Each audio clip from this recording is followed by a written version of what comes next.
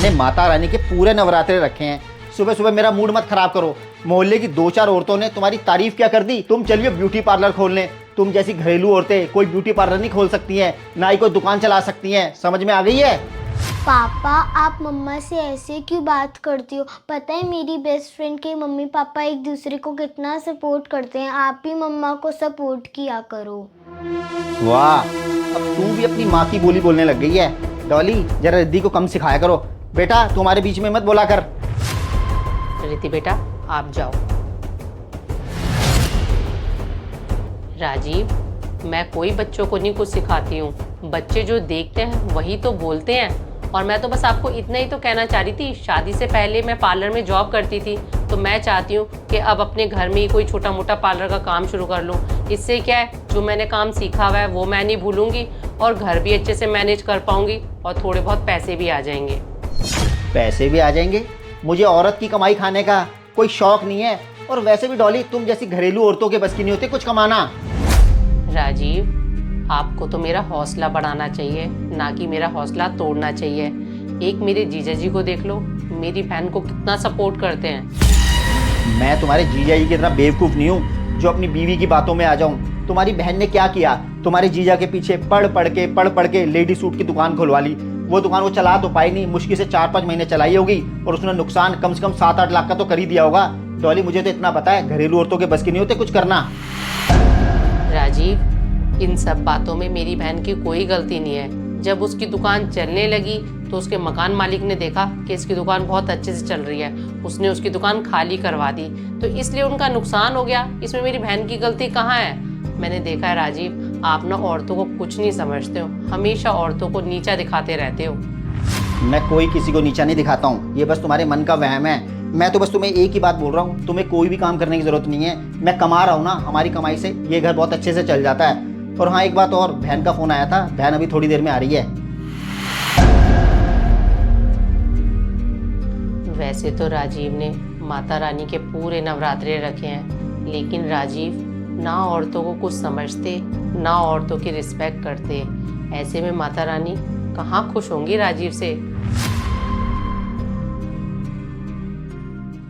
भाई, आप जल्दी से चाय पी लो, फिर हमें चलना भी है।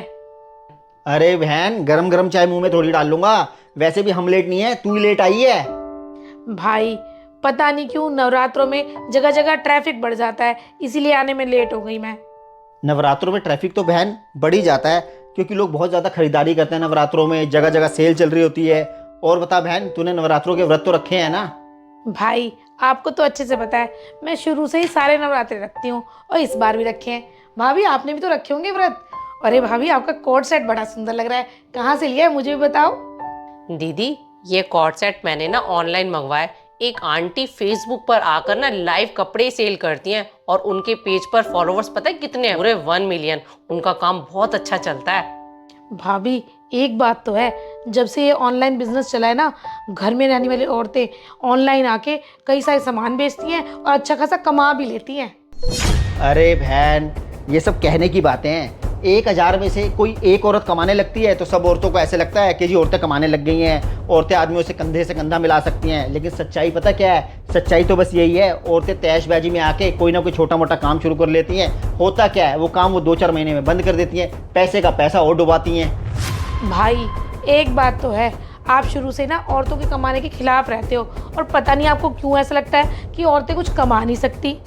बहन, मुझे लगता नहीं है, सच्चाई भी यही है। तू डॉली की बहन को ही देख ले। डॉली की बहन ने पता क्या किया? इसके जीजा के पीछे पढ़ पढ़ के लेडी सूट की दुकान खोल ली। मुश्किल से 4-5 महीने चलाई होगी और बेचारे का 5-6 लाख रुपए का नुकसान करवा दिया। और अपनी बहन की देखा देखी डॉली भी मुझे कहने लग गई कि मुझे ब्यूटी पार्लर खुलवा दो, मुझे ब्यूटी पार्लर खुलवा दो। मैंने तो डॉली को साफ साफ कह दिया है कि तुझे ब्यूटी पार्लर खोलने की कोई ज़रूरत नहीं है। भाई, भाभी बिल्कुल सही तो कह रही है। भाभी को कितना अच्छा पार्लर का काम आता है। अगर भाभी पार्लर खोल लेगी तो इसमें आपको दिक्कत क्या है? दीदी, आप किन को ही समझा रहे हो? आपको तो पता ही है शुरू से इनकी आदत, ये औरतों की बिल्कुल भी रिस्पेक्ट नहीं करते हैं। आपको पता है रिद्धि कितने दिनों से इनके पीछे पड़ी हुई है कि पापा जगह जगह मेला लगा हुआ है, मुझे मेला दिखा के लेके आओ, लेकिन ये रिद्धि को मेला दिखाने नहीं लेके जा रहे हैं। अच्छा, अब तू मेरी बहन के सामने ही मेरी बुराइयां करनी शुरू हो गई हो। बहन, तुझे तो अच्छे से पता है मुझे मेले और भीड़ भाड़ बिल्कुल ही पसंद नहीं है। बस इसी वजह से मैं रिद्धि को कहीं नहीं लेके जाता हूँ। भाई पहले की बात कुछ और थी, अब आप एक बेटी के पिता हो, आपका फर्ज बनता है अपनी बेटी को घुमाएं या कहीं लेके जाएं। हम जब छोटे थे पापा भी हमें मेला दिखा के लाते थे। भाभी आप प्रोग्राम बनाओ, लेके जाएंगे भैया आपको दोनों को। पता नहीं दीदी, ये रिद्धि और मुझको लेके जाएंगे या नहीं जाएंगे। आपको पता है 1 महीना हो गया इनको नई गाड़ी लिए हुए, लेकिन अभी तक इन्होंने मुझे और रिद्धि को अपनी गाड़ी में कहीं भी नहीं घुमाया। बस अपने दोस्तों को लेकर घूमते रहते हैं। यार तुम्हें पता नहीं क्या है, हर बार मेरे दोस्तों के पीछे पड़ी रहती हो। तुम भी अपनी सहेलियों के साथ घूमा करो, फिरा करो। मैं तुम्हें रोकता हूँ क्या? रहने तो राजीव, ये सब कहने की बात है। दीदी, मैं 2 मिनट पड़ोसियों से खड़े होकर बाहर बात क्या कर लेती हूँ, इनके तो आग लग जाती है। पड़ोसियों से तो बात नहीं करने देते, घूमने क्या खाक जाने देंगे मुझे कहीं। अरे छोड़ो यार, मुझे कोई आग नहीं लगती है। अपनी ओर से बातें बनाई जा रही हो। पापा, हाँ बेटा। पापा देखो मैंने नवरात्रों के लिए माँ दुर्गा की कितनी अच्छी फोटो बनाई है। रिद्धि बेटा, क्या देखूं मैं इस ड्राइंग को? ड्राइंग बनाने से कुछ नहीं होता है, पढ़ने से सब कुछ होता है। आपको कितनी बार मैंने बोल दिया फालतू के काम मत क्या करो, पढ़ाई पे ध्यान दिया करो। जाओ जाके पढ़ो। ठीक है पापा।